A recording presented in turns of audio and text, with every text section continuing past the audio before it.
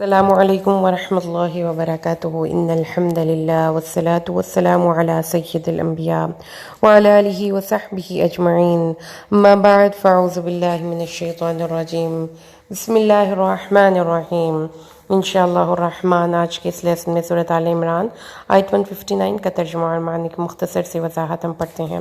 اعوذ باللہ من الشیطان الرجیم بسم اللہ الرحمن الرحیم فَبِمَا رَحْمَةٍ مِّنَ اللَّهِ اللہ کی رحمت کے سبب سے اے نبی آپ لِنْتَ لَهُمْ ان کے لیے نرم دل واقع ہوئے وَلَوْ كُنْتَ فَضًّا غَلِيظَ الْقَلْبِ اگر ہوتے آپ تند خو سخت دل لَانْفَضُّوا مِنْ حَوْلِكَ تو آپ کے ارد گرد سے ڈسپرس بھاگ جاتے۔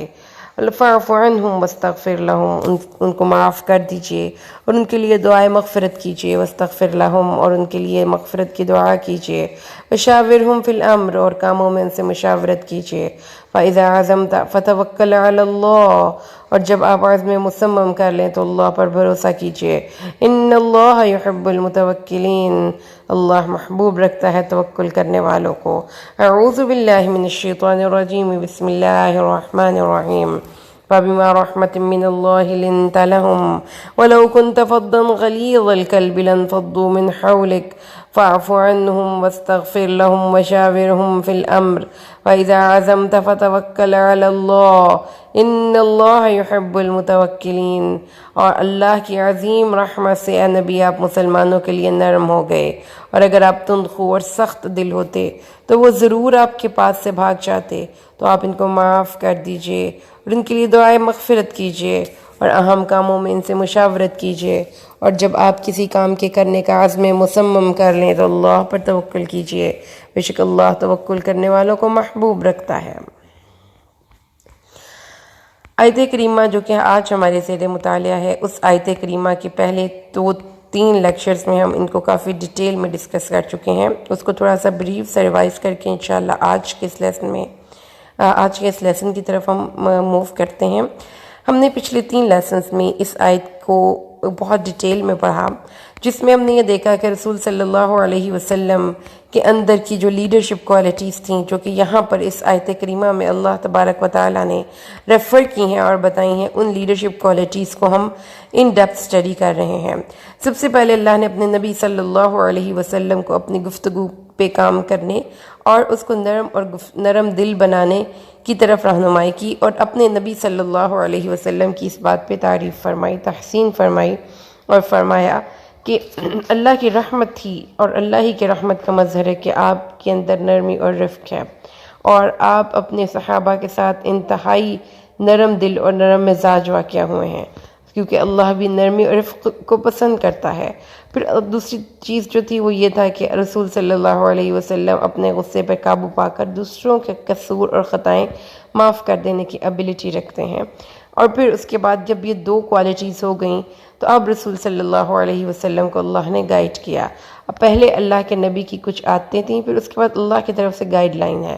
اللہ نے اپنے نبی کو نمبر 1 گائیڈ کیا کہ جب آپ نے ان کے تقصیر معاف کر دینے ہیں اپنے صحابہ کے، بالعموم غزوہ احد کی بات ہے، اور یہاں پہ بالخصوص غزوہ احد کی بات ہے، جس میں کہ مسلمانوں نے اپنے کمانڈر ان چیف کی حکم کی نافرمانی کی تھی، اور بالعموم یعنی رسول صلی اللہ علیہ وسلم کو اللہ نے فرمایا کہ اپنے صحابہ کے ساتھ اپنے رویے کو بہتر کر سکتے ہیں آپ، اور وہ کیا ہے کہ آپ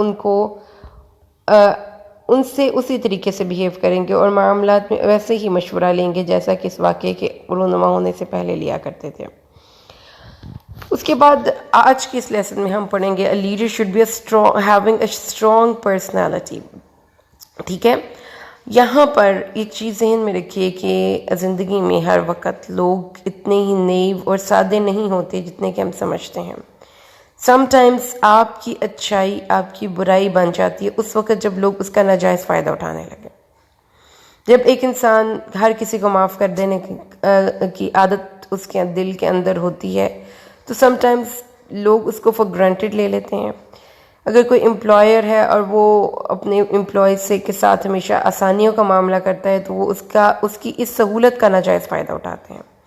اسی طریقے سے جب ہم مشورہ کرتے ہیں تو اس وقت بھی ہمارے سامنے سے ایک طرح کا بندہ نہیں ہے جو صرف مشورہ دے کر چپ کر کے بیٹھ جائے۔ Now it becomes a matter of their ego کہ میری بات مانی جاتی ہے کہ دوسرے بندے کی بات مانی جاتی ہے. اگر اس کی بات مانی جاتی ہے تو اس کا مطلب یہ ہے کہ اس کو زیادہ وزڈم ہے، اس کے پاس زیادہ نالج ہے، اس کے پاس زیادہ علم ہے، اس لیے اس کی بات مانی گئی. میرے مشورے میں کیا پرابلم تھی؟ میں نے بھی تو یہی کہا تھا. اس کی بات زیادہ تمہیں اچھی لگتی ہے، اس کا مطلب یہ ہے کہ وہ تمہیں زیادہ اچھا لگتا ہے. ٹھیک ہے، جیسا کہ عبداللہ بن ابی نے کیا. پریکٹیکل اگزامپل بھی ہمارے سامنے ہے. رسول صلی اللہ علیہ وسلم کو انہوں نے مشورہ دیا کہ مدینہ کے اندر ہی رہ کر جہاد کرنا چاہیے، لیکن کچھ صحابہ تھے جو کہ زیادہ جوشیلے تھے، وہ بار بار یہی کہہ رہے تھے نہیں ہمیں مکہ مدینہ سے باہر نکلنا چاہیے. تو رسول صلی اللہ علیہ وسلم نے ان کی رائے مانی اور چلے گئے شہر سے باہر اپنے لشکر کو لے کر. تو جب یہ ہوا تو اس کے بعد کیا ہوا؟ اب ظاہر ہے کہ اب عبداللہ بن ابی کی بات نہیں مانی گئی، تو اس نے اس بات کو انا کا مسئلہ بنا لیا اور این ٹائم پہ اپنے 300 ساتھیوں کو لے کر واپس چلا گیا، جس سے مسلمانوں کی صفوں کے اندر ایک طرح سے نا امیدی پھیلی. تو یہ چیزیں جو ہیں نا، رسول صلی اللہ علیہ وسلم کو اللہ گائیڈ کر رہا ہے. کیا سمجھا رہا ہے؟ کہ ٹھیک ہے مشورہ کریں، صحابہ کو ان کی امپورٹنس دیں، لیکن ڈزنٹ مین کہ آپ نے ان کی بات کو لازمی اور ہر صورت ماننا ہے. اور یہ نہیں ہے کہ آپ پہ اب کمپلشن ہو گئی ہے کہ آپ نے ہر کسی کی بات ماننی ہے جس نے بھی مشورہ دیا، بلکہ اب آپ کے اوپر ہے کہ آپ کس مشورے کو بہتر سمجھتے ہیں، اس کو یس کہیں، اوکے کہیں، اور کسی کا بھی بے شک نہ مشورہ مانیں. 2 3 4 لوگوں کے مشوروں کے 1 2 پوائنٹس کو نکالیں اور ایک نئی بات بنا لیں. It's up to you and it should be the spirit of the followers کہ ہمارا کام صرف مشورہ دینا تھا. ہمارا کام یہ نہیں تھا کہ ہم اس لیڈر کو انفلوئنس کریں کہ نہیں آپ ہماری بات مانیں. اب یہاں پر وہ ایک ایسے کیریکٹر کو ڈیل کرنے کا طریقہ سکھایا جا رہا ہے جو کہ آپ سمجھ لیجئے کہ مشورہ دینے کے بعد اب اس پہ پہرا دیتا ہے کہ میری بات ضرور مانو. تو اللہ تعالیٰ نے فرمایا فَإِذَا عَزَمْتَ فَتَوَكَّلْ عَلَى اللَّهِ. جب آپ عزم مصمم کر لیں، کوئی بھی کام کر لیں، مشورے کے بعد آپ نے ایک فیصلہ کر لیا اور اب آپ نے اس فیصلے کو سمجھا کہ یہ درست ہے، then go for it. اور اس میں پھر اگر کسی کی طرف سے کوئی مخالفت برداشت کرنی پڑتی ہے، کسی کی ناراضگی برداشت کرنی پڑتی ہے، اور آپ کو لگتا ہے کہ یہ عام مسلمانوں کی بھلائی اسی میں ہے کہ اس کام کو اس طریقے سے کیا جائے، تو پھر آپ کسی کی ناراضگی کی پرواہ نہیں کریں گے. ٹھیک ہے، تو اس سے جو رول اور اصول ہمیں سمجھ میں آئے وہ یہ ہے کہ بہت خوبصورت پیارا بیلنس ہے اس آیت کریمہ میں. اس میں اللہ تعالیٰ نے معاف کر دینے کا اور نرم گفتاری کا، اپنے رویے کو بہتر کرنے کا فرام دا لیڈرز سائڈ حکم دیا. But at the same time it should be the responsibility of the followers, جو اس کو فالو کر رہے ہیں یا اس کی سب آرڈینیٹ ہیں، کہ وہ اس کی ان ابیلٹیز کو فار گرانٹیڈ نہیں لیں گے اور اس کے ساتھ بھی تعاون کریں گے. یہ 2 طرفہ معاملہ ہے، یہ سنگل طرف سے معاملہ نہیں ہے. لیکن اگر سم ٹائمز وہ آپ کے ساتھ کوئی پرابلم کر رہے ہیں، then go for the things that are right and do not fear of the opposition. اگر کوئی اس طرح سے آپ کو انفلوئنس کر رہا ہے تو اس کے سامنے آپ نے کمزور نہیں پڑنا، پھر آپ نے مضبوطی کے ساتھ اپنے اس فیصلے پر عمل کرنا ہے. اور اگر کہ آپ کو کوئی مخالفت بھی برداشت کرنی پڑے تو یاد رکھیے کہ انسانوں کی جو حمایت یا طاقت ہے وہ کچھ بھی نہیں ہے اللہ کی حمایت کے سامنے. فَإِذَا عَزَمْتَ فَتَوَكَّلْ عَلَى اللَّهِ. When you have to take difficult decisions in your life, تو اس میں یہ آیت کریمہ اپنے سامنے رکھا کیجئے، کہیں پہ لکھ کے لگا لیں، اپنی ڈائری ایک چھوٹی سی بنا لیں جس میں ہم چھوٹی چھوٹی سی قرآن پاک کی آیات جو کہ ریمائنڈر کے طور پر ہمیں یاد رہیں. In a position when you have to take in your life, again یہ بہت امپورٹنٹ ہوتا ہے میری پیاری بہنوں کہ آپ اپنی لائف میں رائٹ ٹائم پہ رائٹ ڈیسیجنس لیں. اگر آپ اپنی لائف میں رائٹ ٹائم پہ رائٹ ڈیسیجنس نہیں لیں گے دین آپ کہیں پہ بھی نہیں پہنچیں گے. For every person's life there is a time of making and breaking. جب آپ making and what determines that you will make that this hard time will make you or break you, that is the course of decisions you make. آپ جو فیصلے کرتے ہیں ان فیصلوں کی بنیاد پر آپ یا تو ترقی کرتے ہیں یا آپ پیچھے کی طرف جاتے ہیں. اللہ کی ذات پر بھروسہ کرنا انسان کو اس پریشان لمحوں میں ایک سہارا مل جاتا ہے. اس کو یہ پتہ چلتا ہے کہ کوئی بھی ساتھ نہ دے، اللہ کی ذات سہارا دینے والی ہے. تو اللہ تبارک و تعالیٰ نے پھر یہاں پر اگین ہمیں ایک خوبصورت بیلنس دیا، ٹھیک ہے، کہ آپ اپنی طرف سے اچھا کریں، لیکن اگر آپ کے ساتھ اچھا نہیں ہو رہا تو اس شخص کے ساتھ اچھا ہی نہیں کرتے جانا، اس کا اچھا یہی ہے کہ آپ اپنی طرف سے اچھا کریں، لیکن جب کوئی انسان آپ کے ساتھ فیئر طریقے سے نہیں چل رہا تو آپ نے اس کو راضی کرنے کی کوشش نہیں کرنی، اصلاح کی کوشش کرنی ہے۔ معاشرے میں جو ایک بیلنس آؤٹ ہو رہا ہے اس کو صحیح کرنے کی کوشش کرنی ہے۔ عزم مصمم، جب کسی کام کو کرنے کا پختہ ارادہ کر لیں، نیت اور عزم یہ دونوں کام آپ کے ہوں، تو اس کے بعد اس کام سے رجوع نہیں کرنا، بلکہ اللہ پر توکل کرتے ہوئے وہ کام کر گزریے۔ مشورے پر توکل نہ کریں، اللہ کی ذات پر توکل کریں۔ اور جب آپ کسی پر توکل کر کے کسی کام کا فیصلہ کر لیں تو اس وقت پھر آپ نے اس کام کو کر گزرنا ہے۔ یہ رسول صلی اللہ علیہ وسلم کو اللہ تبارک و تعالیٰ نے حکم دیا۔ اس کے بعد اللہ تعالیٰ نے فرمایا وَإِذَا عَزَمْتَ فَتَوَكَّلْ عَلَى اللَّهِ، عزم کر لیا تو پھر مت سوچئے کہ میرے ساتھ کون دے گا یا نہیں، اللہ تعالیٰ ہی آپ کا مکمل طور پر دوست ہے اور اسی پر آپ کو توکل کرنا چاہیے۔ توکل کا معنی ہے ضامن ہونا، یعنی رسول صلی اللہ علیہ وسلم کی حدیث ہے کہ جو دو جبڑوں اور دو درمیانوں کے درمیان کا متوکل ہوا یعنی ضامن ہوا، میں اس کے لیے جنت کا متوکل یعنی ضامن ہوں۔ یعنی جس نے اپنے منہ کو حرام کھانے سے اور اپنی شرمگاہ کو حرام کاری سے بچایا، اللہ کے نبی نے فرمایا میں اس کے لیے جنت کا ضامن ہوں۔ توکل کا معنی ہے پناہ میں دینا۔ حدیث میں ہے کہ اللہ لا تکلنی الی نفسی الی طرفۃ عین، اللہ مجھے آنکھ جھپکنے کی دیر میں بھی غیر کے حوالے میں نہ کرنا، غیر کے سپرد نہ کرنا، اس کی پناہ میں نہ دینا۔ توکل کا معنی اعتبار کرنا بھی ہے۔ کسی معاملے میں اللہ پر توکل کرنے کا معنی یہ ہے کہ ہم نے اس معاملے کو اللہ کے سپرد کیا، ہم نے اس معاملے میں اللہ کو ضامن بنایا اور ہم نے اپنے آپ کو اللہ کی پناہ میں دے دیا۔ جب انسان پر یہ منکشف ہو جائے کہ اللہ کے علاوہ کوئی حقیقی فاعل نہیں، اور کوئی بھی کام ہو، دنیا کا ہو یا آخرت کا ہو، کسی کو روکنا ہو یا کسی کو دینا ہو، غنا ہو یا فقر ہو، ہر چیز اللہ کے اختیار میں ہے، تو وہ پھر اپنی ضرورتوں کے لیے غیر اللہ کی طرف نہیں دیکھتا۔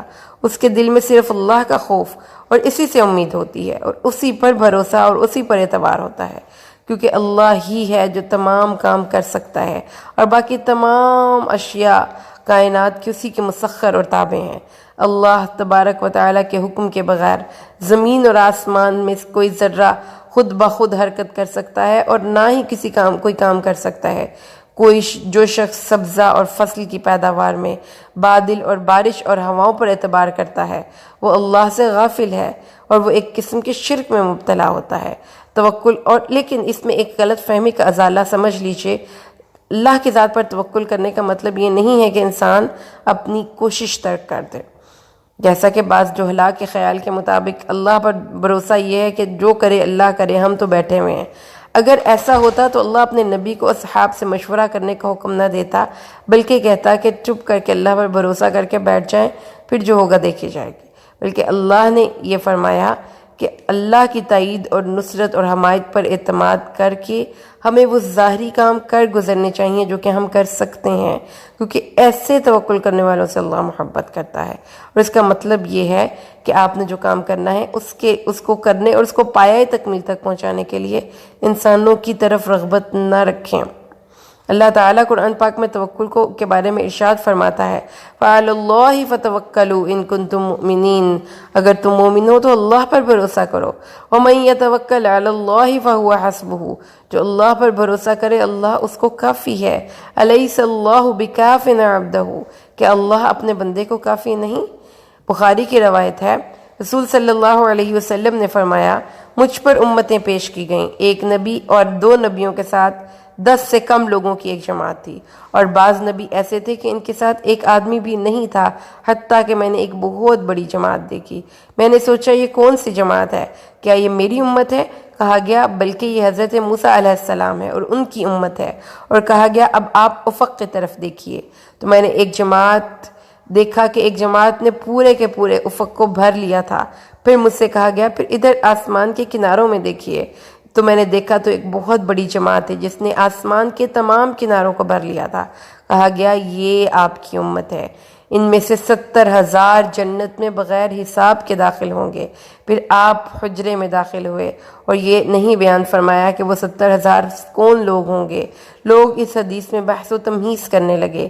انہوں نے کہا یہ مطلب اس کا مصداق ہم لوگ ہیں، یعنی صحابہ، کیونکہ ہم اللہ کے رسول پر ایمان لائے، اس کے رسول کی اتباع کی، ہم ہیں یا پھر ہماری اولاد ہے جو اسلام میں پیدا ہوئی، کیونکہ ہم جاہلیت میں پیدا ہوئے تھے۔ جب نبی کریم صلی اللہ علیہ وسلم تک یہ بحث پہنچی تو آپ تشریف لائے۔ آپ نے فرمایا یہ وہ لوگ ہیں جو منتر نہیں کرتے اور نہ ہی پرندوں سے فال یا بدشگونی نکالتے ہیں اور نہ ہی حصول شفا کے لیے داغ لگانے پر اعتماد کرتے ہیں، وَعَلَىٰ رَبِّهِمْ يَتَوَكَّلُونَ، اور وہ اپنے رب پر توکل کرتے ہیں، یعنی جو وہ ان سے ہو سکتا ہے وہ کر کے اپنا نتائج اللہ کے سپرد کر دیتے ہیں۔ سبحان اللہ۔ حضرت عکاشہ بن محسن نے کہا یا رسول اللہ کیا میں بھی ان میں ہوں؟ آپ نے فرمایا ہاں۔ ایک دوسرا شخص کھڑا ہوا، اس نے کہا کیا میں بھی ان میں ہوں؟ فرمایا تم پر عکاشہ نے سبقت حاصل کر لی، مطلب اپنے اللہ پر توکل کرنے والے لوگ ان لوگوں میں شامل ہوں گے جو 70,000 ہیں اور جو بغیر حساب اور بغیر کتاب کے جنت میں داخل ہوتے ہیں۔ سبحان اللہ۔ حضرت عبداللہ بن مسعود بیان کرتے ہیں رسول صلی اللہ علیہ وسلم نے فرمایا جس شخص کو تنگی اور فقر لاحق ہو اور اس کو لوگوں کے سامنے پیش کرے اس کا فقر و فاقہ ختم نہیں ہوگا۔ جس شخص کو فقر و فاقہ لاحق ہو اور وہ اللہ کے سامنے اپنی حاجت بیان کرے تو قریب ہے کہ اللہ اس کو جلد یا بدیر رزق عطا فرمائے گا۔ حضرت عمران بن حسین روایت کرتے ہیں رسول صلی اللہ علیہ وسلم نے فرمایا جو شخص اللہ عز و جل کی طرف رجوع کرتا ہے اللہ اس کے ہر مسئلے کا ضامن ہوتا ہے، اس کو وہاں سے رزق دیتا ہے جہاں سے اس کو گمان بھی نہیں ہوتا، اور جو دنیا کی طرف رجوع کرتا ہے اللہ اس کو دنیا کے سپرد کر دیتا ہے۔ توکل کیا مطلب سمجھ میں آ گئی کہ بندہ اللہ کے سامنے ایسے اپنے آپ کو شو کرے جیسا کہ غسل کرنے دینے والوں کے ہاتھوں میں مردہ ہوتا ہے، وہ جیسے چاہتا ہے پلٹتا ہے۔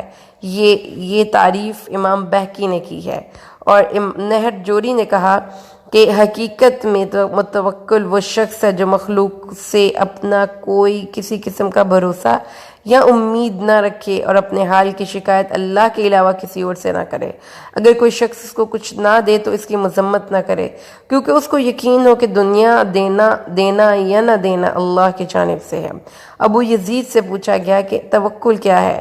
انہوں نے کہا جب انسان اپنے دل کو ہر موجود اور ہر مقفود، یعنی ہر وہ چیز جو اس کے پاس موجود ہے اور ہر وہ چیز جو اس کے پاس نہیں ہے، مقفود ہے، غائب ہے، اسے منقطع کر لیتا ہے۔ انسان کو ان یمسسک اللہ بضر فلا کاشف لہ وان یردک بخیر فلا راد لفضلہ۔ عامر بن قیس نے کہا اللہ کی کتاب میں 3 ایسی آیات ہیں جو انسان کو تمام مخلوقات سے کفایت کرتی ہیں اور اس کو مستغنی کر دیتی ہیں۔ وہ کون سی آیت ہے 3؟ وَإِن يَمْسَسْكَ اللَّهُ بِضُرٍّ فَلَا كَاشِفَ لَهُ إِلَّا هُوَ وَإِن يُرِدْكَ بِخَيْرٍ فَلَا رَادَّ لِفَضْلِهِ، اور اگر اللہ تجھے کوئی ضرر پہنچائے تو اس کے سوا کوئی اس ضرر کو دور کرنے والا نہیں، اور اگر وہ تیرے لیے کسی خیر کا ارادہ کرے تو اللہ کے علاوہ کوئی اس کے فضل کو روکنے والا نہیں۔ ما یفتح اللہ للناس من رحمت فلا ممسک لها وما یمسک فلا مرسل له من بعدہ وهو العزیز الحکیم۔ اللہ لوگوں کے لیے جو رحمت کا دروازہ کھول دے اسے کوئی روکنے والا نہیں، اور جس چیز کو روک لے اس کے بعد اسے چھوڑنے والا نہیں، وہی غالب اور حکمت والا ہے۔ وما من دابۃ فی الارض الا علی اللہ رزقها ویعلم مستقرها ومستودعها کل فی کتاب مبین۔ زمین پر چلنے والے ہر جاندار کا رزق اللہ عز و جل کے ذمے ہے، اس کے ٹھہرنے کی جگہ اور اس کے سپرد ہونے کی جگہ اللہ کے علاوہ کوئی نہیں جانتا، سب کچھ روشن کتاب میں ہے۔ اس لیے ہمیں چاہیے کہ ہم اپنا معاملہ اللہ کے سپرد کر کے اسی پر توکل کریں، بندوں کی طرف سے مستغنی ہو جائیں۔ توکل یہی ہے کہ اللہ نے اپنے بندوں کے چلنے کے لیے جو راستہ بیان کیا، جب اس کے سامنے وہ راستہ ظاہر ہو جائے تو وہ اس راستے پر چلیں اور اس کی مراد تک پہنچنے کا سبب حاصل کریں، اللہ پر اعتبار کریں، وہ اس کو اس کی کوششوں میں کامیاب فرمائے گا۔ جس نے توکل کو اللہ کے بنائے ہوئے اسباب سے خالی کر لیا، مطلب سمجھ لیجئے کہ جو سب اسباب اللہ نے پیدا کیے ہیں، ہم ان اسباب پر چل کر اللہ سے مدد مانگیں گے۔ لیکن جو شخص ان اسباب سے اپنے آپ کو خالی کر لے جو اللہ نے پیدا کیے ہیں، تو پھر وہ اللہ کے بنائے ہوئے طریقے پر نہیں چلا۔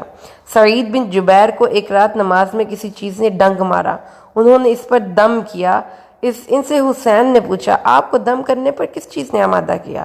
انہوں نے فرمایا، رسول صلی اللہ علیہ وسلم نے فرمایا ہے، اگر تم اللہ پر کما حقہ توکل کرو تو تم کو پرندوں کی طرح رزق دیا جائے گا، جو صبح کے وقت بھوکے نکلتے ہیں اور شام کو پیٹ بھر کر لوٹتے ہیں۔ لہٰذا اس سے ہمیں یہ پتہ چلتا ہے کہ کوئی بھی کام ہم کریں گے اس میں ہم ظاہری اسباب کو ساتھ رکھ کر اللہ کی ذات پر بھروسہ کریں گے، خواہ وہ کوئی بھی معاملہ ہو۔ اور رزق اور کسب حلال، اللہ تعالیٰ نے یہ نہیں کہا کہ گھر بیٹھے رہیں اور آپ کو رزق پہنچا دیا جائے گا، کیونکہ پرندے بھی رزق کی طلب میں گھر سے نکلتے ہیں۔ جو جابر بن عبداللہ بیان کرتے ہیں، رسول صلی اللہ علیہ وسلم نے فرمایا، رزق کی طلب میں تاخیر نہ کرو، کیونکہ اس وقت تک کوئی بندہ نہیں مر سکتا جب تک اس کا آخری رزق بھی اس کو نہیں پہنچتا۔ اللہ سے ڈرو اور اس کے حلال کو اچھے طریقوں سے طلب کرو اور حرام چھوڑ دو۔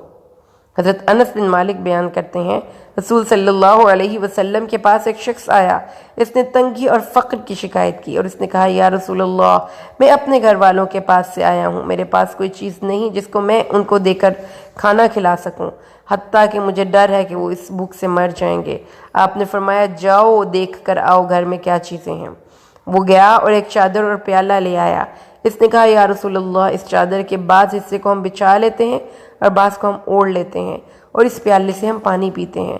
رسول صلی اللہ علیہ وسلم نے فرمایا، ان کو مجھ سے کون 1 درہم میں خریدے گا؟ ایک شخص نے کہا، یا رسول اللہ، میں۔ رسول نے فرمایا، 1 درہم سے زیادہ کون خریدے گا؟ ایک اور شخص نے ان میں سے کہا، میں ان کو 2 درہم میں خریدوں گا۔ آپ نے اس شخص سے فرمایا، ان میں سے 1 درہم سے کلہاڑی لو اور دوسرے درہم سے اپنے اہل کے لیے کھانا خریدو۔ اس نے ایسا ہی کیا۔ وہ رسول صلی اللہ علیہ وسلم کے پاس آیا تو آپ نے فرمایا، جاؤ جنگل میں جا کر لکڑیاں کاٹو اور 15 دن سے پہلے میرے پاس نہ آنا۔ وہ 15 دن کے بعد آیا تو اس نے کہا، میرے پاس 10 درہم ہے۔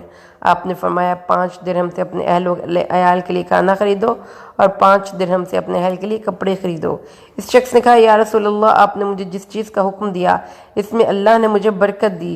آپ نے فرمایا، یہ تمہارا کسب اور محنت کرنا، اس سے بہتر ہے کہ تم قیامت کے دن آؤ اور تمہارے چہرے پر سوال کرنے کی وجہ سے خراشیں پڑی ہوں۔ سوال کرنا صرف 3 شخصوں کے لیے جائز ہے، جو سخت بیمار ہو، یا قرض میں ڈوبا ہوا ہو، یا ہلاکت خیز تنگی میں مبتلا ہو۔ جس سے یہ پتہ چلتا ہے کہ وہ شخص، نبی کریم صلی اللہ علیہ وسلم نے فرمایا کہ جو شخص غنی اور تندرست ہو اس کے لیے صدقہ لینا جائز نہیں ہے۔ لہٰذا اسباب کو ترک کر کے ہم اللہ کی ذات پر توکل کریں گے تو یہ توکل کی صحیح تعریف نہیں ہے۔ اللہ تبارک و تعالیٰ نے یہ بات سمجھا دی کہ اللہ کی ذات پر بھروسہ کرنا در حقیقت یہی ہے ہماری ایمان کا تقاضا۔ اور جب بھی ہمیں اپنی لائف میں ڈیفیکلٹ ڈیسیجنز لینے ہوں تو انسانوں پر بھروسہ نہ کریں، اللہ پر بھروسہ کریں۔ اللہ تعالیٰ سے دعا ہے اللہ ہمیں قرآن کو سمجھ کر پڑھنے کی توفیق عطا فرمائے، آمین۔ بارک اللہ لی ولکم فی القرآن الحکیم ونفعنی وإیاکم بالآیات والذکر الحکیم۔ السلام علیکم ورحمۃ اللہ وبرکاتہ۔